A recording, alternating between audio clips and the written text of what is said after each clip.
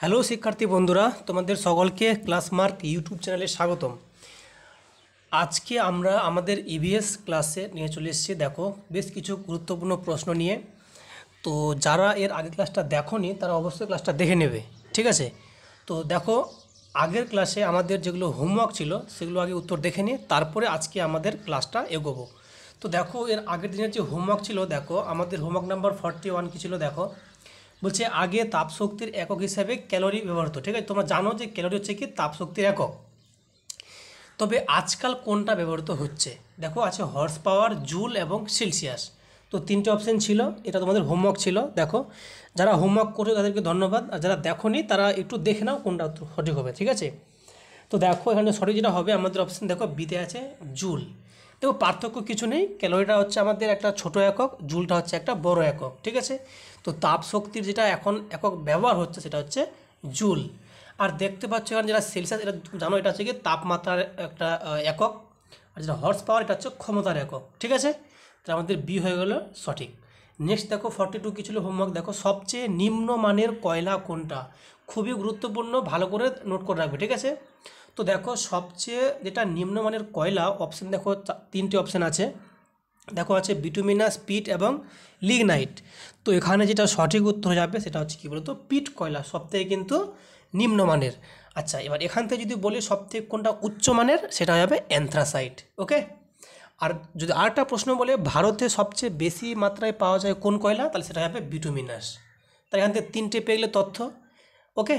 আচ্ছা, এবার দেখো নেক্সট আমাদের আজকের যে কোশ্চেন, তার আগে দেখুন 43 কী ছিল দেখো, নিচের যে কোনো একটি ভারতের তাপবিদ্যুৎ কেন্দ্র, মানে বলছে তাপবিদ্যুৎ কেন্দ্র কোনটা ভারতে আছে। তো দেখো, পাঞ্জাবের ভাকরাঙ্গাল, নাকি জম্মু কাশ্মীরের সালাল, নাকি ওড়িশার তালচের। তো দেখো, এখানে যেটা সঠিক উত্তর হবে 43 আমাদের। দেখো শীতে আছে ওড়িশার তালচের, এটা কিন্তু হয়ে গেলো একটা তাপবিদ্যুৎ কেন্দ্র। আর বাকিগুলো যেগুলো আছে এগুলো কিন্তু তাপবিদ্যুৎ নয়, এগুলো হচ্ছে জলবিদ্যুৎ মানে প্ল্যান্ট, ঠিক আছে? এগুলো হচ্ছে আমাদের একটা প্ল্যান্ট বা ড্যাম বলতে পারি, ঠিক আছে? তো এগুলো কিন্তু নদীতে আছে ড্যাম, আর যে তালচের এটা হচ্ছে কিন্তু তাপবিদ্যুৎ কেন্দ্র। আশা করি বুঝতে পেরেছো। এবার চলে যাবো আজকে আমাদের ডাইরেক্ট প্রশ্নে সরাসরি। দেখো আমাদের নেক্সট প্রশ্নকে দেখো 44, দেখো কী লেখা আছে। দেখো প্রশ্ন বলেছে 44-এ, দেখো একটু লেখাটা একটু আমাদের জুম হয়ে গেছে, 1 মিনিট। দেখো 44, দেখো কী লেখা আছে। দেখো প্রশ্ন বলেছে যে নিচের যে কোনো একটি পশ্চিমবঙ্গের জলবিদ্যুৎ কেন্দ্র, তো কোনটা হচ্ছে জলবিদ্যুৎ কেন্দ্র? দেখো 44-এ লেখা আছে কোলাঘাট, টিটাগড় এবং জলঢাকা। তো এখানে কোনটা পশ্চিমবঙ্গের জলবিদ্যুৎ কেন্দ্র? তো বুঝতেই পারছো জলবিদ্যুৎ কথা বলছে, মানে জল থেকে আমরা বিদ্যুৎ পাবো। তো কোথায় তোমরা বলো? এখানে একমাত্র অপশান সিতে আছে, দেখো জলঢাকা, এটা কিন্তু একটা জলবিদ্যুৎ কেন্দ্র, ওকে? আর নেক্সট দেখো 45 কিছু দেখো, নিচের যে কোনো একটি পশ্চিমবঙ্গের তাপবিদ্যুৎ কেন্দ্র, তো তোমরা বলো তাপবিদ্যুৎ কেন্দ্র কোনটা? মানে তাপ থেকে আমরা যে বিদ্যুৎ পাচ্ছি, হতে পারে সেখান থেকে আমরা মানে কয়লাকে আমরা পুড়িয়ে কিন্তু আমরা তাপ উৎপন্ন করতে পারি। তো দেখো 45-এ যেটা সঠিক যেটা আমাদের হবে দেখানো অপশান, দেখো তিনটে অপশান দেওয়া আছে। তো বক্রেশ্বর আছে, জলঢাকা এবং পাঞ্চেত, আমাদের হবে বক্রেশ্বর। একটু আগে বলেছিলাম এটা আছে কোথায়, বীরভূমের, ঠিক আছে? আমাদের রয়েছে বক্রেশ্বর, তাই না? এখানে কিন্তু তাপবিদ্যুৎ কেন্দ্র রয়েছে। দেখো 46, সোলার কুকারের দেহটি তৈরি হয় কি দিয়ে? কাঁচ দিয়ে, নাকি অ্যালুমিনিয়াম বা ফাইবার গ্লাস দিয়ে, নাকি ব্যাকেলাইট দ্বারা? খুবই ইম্পর্ট্যান্ট। দেখো সোলার কুকার, বুঝতেই পারছো যেটা দিয়ে আমরা আলটিমেটলি রান্না বান্না করি সোলার সিস্টেমটাকে কাজে লাগিয়ে, ঠিক আছে? তো সোলার কুকারের দেওয়াটা কি দিয়ে তৈরি হয়? তো দেখো এখানে যেটা হয়ে যাবে আমাদের অ্যালুমিনিয়াম বা ফাইবার গ্লাস দ্বারা, ঠিক আছে? আচ্ছা দেখো নেক্সট আমাদের রয়েছে 47-এ, দেখো কি আছে, সংরক্ষণের উদ্দেশ্যে কৃষিজাত ফসলের আর্দ্রতা অপসারণের জন্য সৌরশক্তি চালিত যে যন্ত্রটি ব্যবহৃত হয় তার নাম কি? তো দেখো ভালো করে প্রশ্নটা, অপশান দেখো আমাদের 4টে রয়েছে এখানে। দেখো লেখা আছে সোলার প্রিজার্ভার, সোলার কুকার এবং সোলার ড্রায়ার। তো দেখো তোমরা বলো দেখি কোনটা সঠিক উত্তর হবে, ঠিক আছে? তো এখানে যেটা দেখতে পাচ্ছ অপশান সিতে রয়েছে সোলার ড্রায়ার, এটা হবে সঠিক উত্তর, ঠিক আছে? সোলার ড্রায়ার কি বলছে, যে সংরক্ষণের উদ্দেশ্যে কৃষিজাত ফসলের আর্দ্রতা অপসারণের জন্য সৌরশক্তি চালিত যন্ত্রটার নাম হচ্ছে সোলার ড্রায়ার।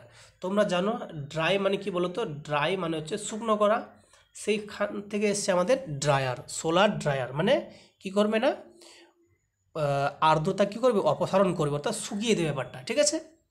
48 দেখো, পশ্চিমবঙ্গের বায়োগ্যাস সিস্টেমকে কাজে লাগিয়ে যে তাপশক্তি উৎপাদন কেন্দ্র গড়ে উঠেছে তার নাম কি? তো পশ্চিমবঙ্গের বায়োগ্যাস সিস্টেমকে কাজে লাগাচ্ছে এবং তাপ শক্তি উৎপাদন কেন্দ্র গড়ে উঠছে।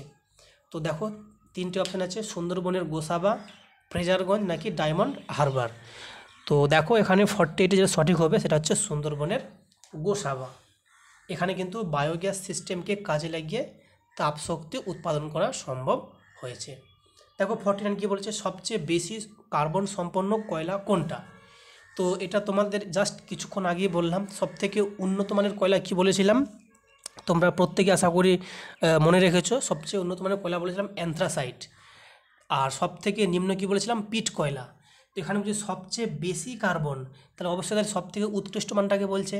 তা তোমরা এতক্ষণে উত্তর নিশ্চয়ই পেয়েই গেছো, অ্যান্থ্রাসাইট। অপশান এতে আছে অ্যান্থ্রাসাইট জাতীয় কয়লা, যেটা হচ্ছে সবথেকে উচ্চ মানের কয়লা, যেখানে সবচেয়ে বেশি কার্বন থাকে।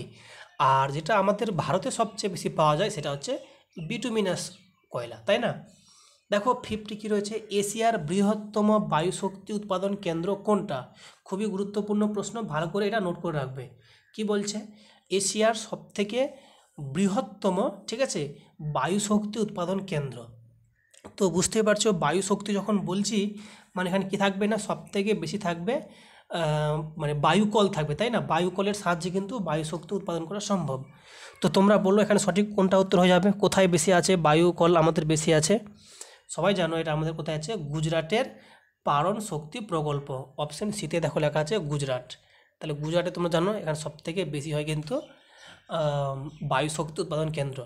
গুজরাটের পরে পরে কোথায় আছে, সেটা হচ্ছে তামিলনাড়ুতে। ওকে, দেখো নেক্সট প্রশ্ন কি আছে আমাদের 51-এ। দেখো বলেছে ভূতাত্ত্বিক অঞ্চলে প্রতি 100 মিটার গভীরে তাপমাত্রা বৃদ্ধির হার কত? তো বলছে এটা আমরা একটু আগে বলেছিলাম, এটাকে বলা হয় তাপের নতিমাত্রা বলা হয়, ঠিক আছে। যে স্থায়ী ভূতাত্ত্বিক অঞ্চলে প্রতি 100 মিটার গভীরে, অর্থাৎ বুঝতে পারছো মাটির নিচে তাপমাত্রা যে বৃদ্ধি পাচ্ছে, তো এটা কতটা পরিমাণ, 10 ডিগ্রি, 50 ডিগ্রি, 15 ডিগ্রি নাকি 3 ডিগ্রি সি? খুবই গুরুত্বপূর্ণ প্রশ্ন, এটা হবে আমাদের অপশান ডিতে 3 ডিগ্রি সি।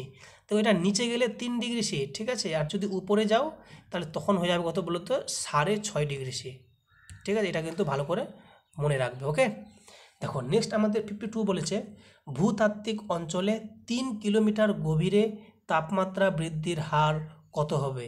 তো ভূতাত্ত্বিক অঞ্চলে, ঠিক আছে, 3 কিমি যদি ভিতরে যাও তখন তাপমাত্রা বৃদ্ধির হার দেখো লেখা আছে, 4টে অপশান দেওয়া আছে 52-এ, দেখো তখন উত্তর হবে আমাদের 100 ডিগ্রি সেন্টিগ্রেড। ওকে, নেক্সট দেখো 53 বলেছে গরম লাভার পাশাপাশি শিলা স্তরের তাপমাত্রা কি বলছে, যে 200 ডিগ্রি সেন্টিগ্রেড, 2000 ডিগ্রি সেন্টিগ্রেড নাকি 1000-এর বেশি নাকি 5000-এর ওপর? তো দেখো আমাদের 53-এর যে অপশানগুলো আছে, তো এখানে দেখো সঠিক যেটা হয়ে যাবে আমাদের অপশান সিতে আছে 1000 ডিগ্রি সি এর ওপরে, ঠিক আছে। তাহলে গরম লাভা মানে বুঝতে পারছো যখন ওটা যখন, ঠিক আছে, মানে মাটির নিচে থাকে তখন সেটাকে আমরা বলছি ম্যাগমা। আর সেই ম্যাগমা যখন ভূপৃষ্ঠে যে আমাদের ফাটলগুলো আছে সেই ফাটল দিয়ে যখন সেই আগ্নেয়গিরির জ্বালামুখ দিয়ে যখন বাইরে বেরিয়ে আসে ক্রেটার দিয়ে, তখন সেটার নাম হয়ে যাচ্ছে লাভা। তো এই গরম লাভা যে আছে, তো এর পাশাপাশি যে শিলাস্তর আছে তার তাপমাত্রা কত, প্রায় 1000 ডিগ্রি সেন্টিগ্রেড। তোমরা এটা সবাই জানো। দেখো 54-এ বলেছে প্রাকৃতিক গ্যাসের শতকরা কত ভাগ রাশিয়াতে এবং কত ভাগ প্রাচ্যের দেশগুলিতে রয়েছে? তো তোমরা জানো প্রাচ্য এবং পাশ্চাত্য, তো পাশ্চাত্য মানে পশ্চিম দিক বলছে, প্রাচ্য মানে পূর্বের দেশগুলোকে বলেছে। তো রাশিয়া বলেছে, একটা বলছে প্রাচ্যের দেশগুলোতে কত ভাগ প্রাকৃতিক গ্যাস রয়েছে। তো দেখো এখানে 4টা আমাদের অপশান রয়েছে, তো এখানে যেটা সঠিক উত্তর হয়ে যাবে দেখো অপশান এতে আছে 56 এবং 45%। মানে রাশিয়া জানো এটা সবথেকে বড় একটা কান্ট্রি, মানে আয়তনের দিক থেকে বিশ্বে, তো 56%।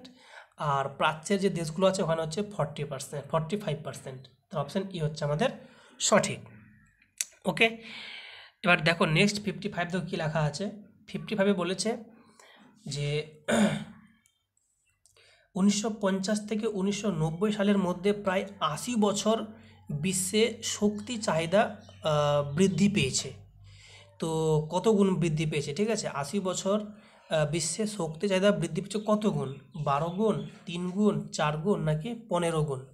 খুবই গুরুত্বপূর্ণ প্রশ্ন, ভালো করে এটাকে নোট করে রাখবে।